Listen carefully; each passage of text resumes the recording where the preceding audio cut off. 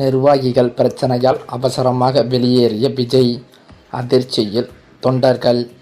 Bussy Anand மீது கொடூர நடவடிக்கை. தமிழ்நாட்டில் 2026 சட்டமன்ற தேர்தல் நெருங்கி வரும் வேளையில் அதிமுக மற்றும் பாஜக இடையிலான தொகுதி பங்கீடு குறித்த பேச்சுவார்த்தைகள் அரசியல் வட்டாரத்தில் பெரும் பரபரப்பை ஏற்படுத்தியிருக்கிறது. அதிமுக கூட்டணியில் இடம்பெற்றுள்ள பாஜக இம்முறை சுமார் 50 தொகுதிகளை பெற வேண்டும் என்பதில் உறுதியாக இருப்பதாக தெரிகிறது. இதற்காக மத்திய உள்துறை அமைச்சர் அமித்ஷா குறிப்பிட்ட 50 தொகுதிகள் அடங்கிய பட்டியலை எடப்பாடி பழனிசாமியிடம் வழங்கியுள்ளதாக தகவல்களும் தெரிவிக்கின்றன. அதிமுக வழங்கும் பலவீனமான தொகுதிகளை ஏற்க பாஜக விரும்பவில்லை என்றும் வெற்றி வாய்ப்புள்ள குறிப்பிட்ட தொகுதிகளை குறிவைத்து இந்த பட்டியல் தயாரிக்கப்பட்டுள்ளதாகவும் கூறப்படுகிறது. இருப்பினும் பாஜகவின் இந்த 50 தொகுதிகள் கோரிக்கையை ஏற்பதில் அதிமுக தலைமைக்கு சில தயக்கங்கள் இருப்பதாகவும் தெரிகிறது. திமுக கூட்டணியில் ஏற்கனவே காங்கிரஸ், விடுதலை சிறுத்தைகள், கம்யூனிஸ்ட் கட்சிகள், மதிமுக போன்ற பல கட்சிகள் இருக்கிறது. ஆனால் இந்த முறை காங்கிரஸ் ஆட்சியில் பங்கு கேட்டு வேண்டும் என்ற கோரிக்கையை வலியுறுத்தி வருகிறது. மாநில அரசின் ஆட்சியில் பங்கேற்க வேண்டும் என்ற அவர்களின் கோரிக்கையை திமுக ஏற்கவில்லை. இருந்தாலும் காங்கிரஸ் தன் கோரிக்கையை விட்டுக் கொடுக்காமல் தொடர்ந்து அழுத்தம் கொடுத்து வருகிறதாம். ஆனால் இதனை திமுக தலைமை ரசிக்கவில்லை என்றும் கூறப்படுகிறது. இந்த நிலையிலோ நடிகர் விஜய் தொடங்கியுள்ள தமிழக வெற்றிக் கழகம் புதிய அரசியல் சக்தியாக உருவாகியுள்ளதால் 2026 தேர்தலில் போட்டி கடுமையாக இருக்கும் என்பது தெளிவாகியிருக்கிறது. இதனால் திமுக கூட்டணி கணக்குகளில் பெரிய மாற்றங்களை செய்ய யோசித்து வருவதாகவும் கூறப்படுகிறது. குறிப்பாக காங்கிரஸ் கூட்டணியில் இருந்து வெளியேறினாலும் பிரச்சனை இல்லை, அதற்கு பதிலாக தேமுதிகவை கூட்டணிக்குள் கொண்டு வரலாம் என்ற நிலைப்பாட்டில் சில திமுக தலைவர்கள் இருக்கின்றனர் என பல தகவல்களும் வெளியாகி வருகிறது. தேமுதிக இதற்கு முன்பு ஒருபோதும் திமுகவுடன் கூட்டணி அமைத்ததில்லை. ஆனால் 2026 தேர்தலில் 9 தொகுதிகள் வழங்க திமுக முன்வந்துள்ளதாகவும் கூறப்படுகிறது. அதிலும் பிரேமலதா விஜயகாந்த் மற்றும் விஜயபிரபாகரன் போட்டியிட விரும்பும் சில குறிப்பிட்ட தொகுதிகளையும் ஒதுக்கி கொடுக்கலாம் என்ற முன்மொழிவையும் வந்திருக்கிறதாம். கடந்த முறை அவர்கள் போட்டியிட்ட 25 தொகுதிகள் திமுக கைக்கு திரும்பியிருக்கிறது. அதில் 9 தொகுதிகளை தேமுதிகவிற்கு கொடுத்து மீதமுள்ள தொகுதிகளில் கூட்டணி கட்சிகளுக்கு சிலவற்றை வழங்கலாம் என்ற திட்டமும் பேசப்பட்டு வருகிறது. அதே நேரத்தில் திமுக தன் நேரடி போட்டி தொகுதிகளையும் அதிகரிக்க விரும்புகிறது. மறுபுறம் அதிமுக, பாமக, பாஜக கூட்டணி ஏற்கனவே அதிகாரப்பூர்வமாக அறிவிக்கப்பட்டுள்ளது. ஆனால் அதிமுகவுடன் இருந்த தேமுதிக ராஜ்யசபா சீட் விவகாரத்தால் அதிமுக வாக்குறுதியை காப்பாற்றவில்லை என குற்றம் சாட்டி அந்த கூட்டணியில் இருந்து விலகியிருக்கிறது. ஏற்கனவே அதிமுக தேமுதிக கூட்டணி மீண்டும் உருவாகும் என வாய்ப்பு மங்களாகவே இருந்து வருவதும் குறிப்பிடத்தக்கது. அதே சமயம் ஏற்கனவே அதிமுக கூட்டணியிலிருந்து அதிருப்தியால் வெளியேறிய தேமுதிக தனது அடுத்த கட்ட முடிவை வரும் 9ஆம் தேதி கடலூரில் நடக்கும் மாநாட்டில் அறிவிக்க உள்ளது. காங்கிரஸ் வெளியேறினால் மிஞ்சும் தொகுதிகளை தேமுதிகவுக்கும் கூடுதல் சீட் கேட்கும் மற்ற கூட்டணி கட்சிகளுக்கும் பிரித்து கொடுத்துவிட்டு அதிக இடங்களில் தாங்களே நேரடியாக போட்டியிட திமுக கணக்கு போடுகிறதாம். நடிகர் விஜயின் தமிழக வெற்றிக் கழகம் ஒருபுறம் சவாலாக இருக்கும் நிலையில் காங்கிரஸ் எடுக்கும் முடிவுகளை தங்களுக்கு சாதகமாக மாற்றிக்கொள்ள திமுக தீவிரமாக செயல்பட்டு வருகிறது. அதே சமயம் என்னதான் தனது கூட்டணியை பலமாக வைத்திருந்தாலும் மாற்றுக் கட்சியினரை தங்கள் கட்சியில் இணைக்கும் முயற்சியில் ஸ்டாலின் தீவிரம் காட்டி வருகின்றார்.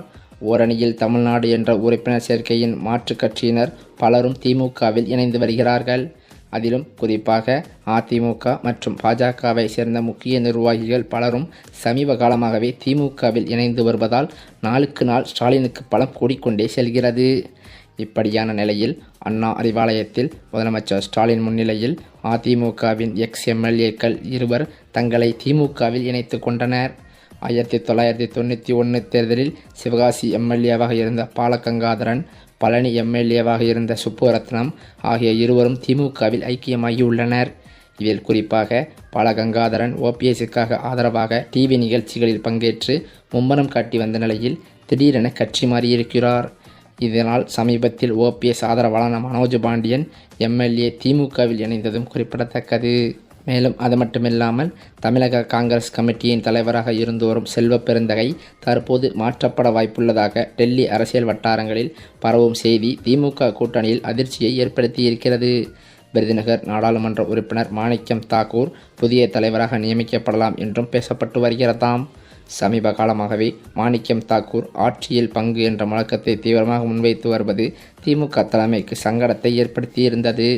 இப்படியான நிலையில் ராகுல் காந்திக்கு நெருக்கமானவராக இருக்கும் மாணிக்கம் தாக்கூர் தலைவரானால் திமுக மற்றும் காங்கிரஸ் உறவில் புதிய மாற்றங்கள் ஏற்படும்.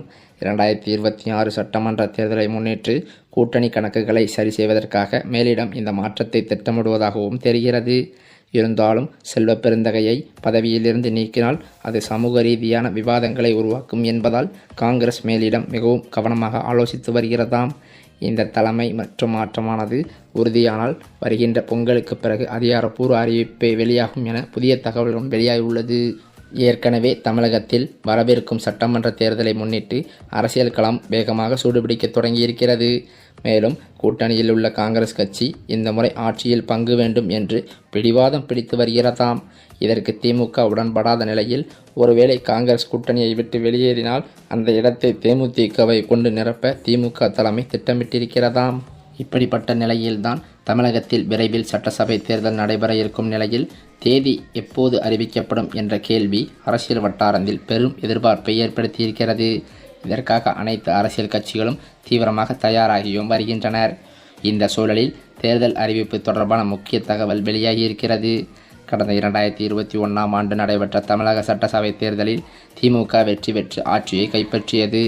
அதன் தொடர்ச்சியாக 2021 மே 7ஆம் தேதி திமுக தலைவர் மு.க. ஸ்டாலின் தமிழக முதல்வராகவும் பதவியேற்றிருந்தார்.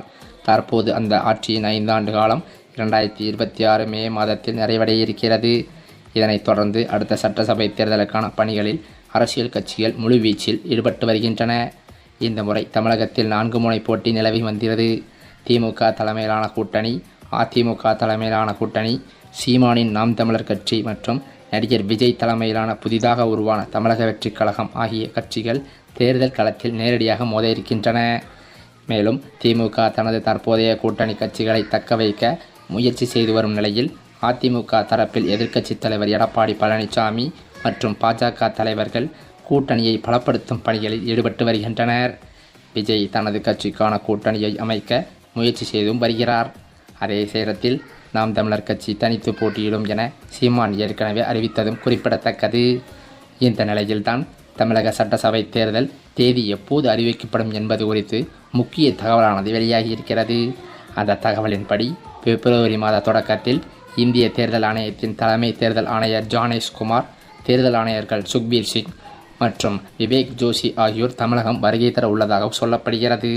இந்த சூழ்நிலையில்தான் என்டிஏ கூட்டணியில் அதிமுகவானது இணைந்த நிலையில் அதனைத் தொடர்ந்து அமமுக கட்சியின் பொதுச் செயலாளரான டிடிவி தினகரனும் தனது கட்சியை என்டிஏ கூட்டணியில் இணைத்தது பேசும் பொருளாகியுள்ளது. இதன் அடிப்படையில் தான் செங்கோட்டையன் அவர்கள் அதிமுகவில் இணைவதற்கான பேச்சுவார்த்தையை தொடங்கிய நிலையில் தாவேகாவிலிருந்து அனைத்து பதவிகளையும் ராஜினாமா செய்ய உள்ளதாக அவரது நெருங்கிய வட்டாரங்களில் தகவல்கள் கசிந்துள்ளன.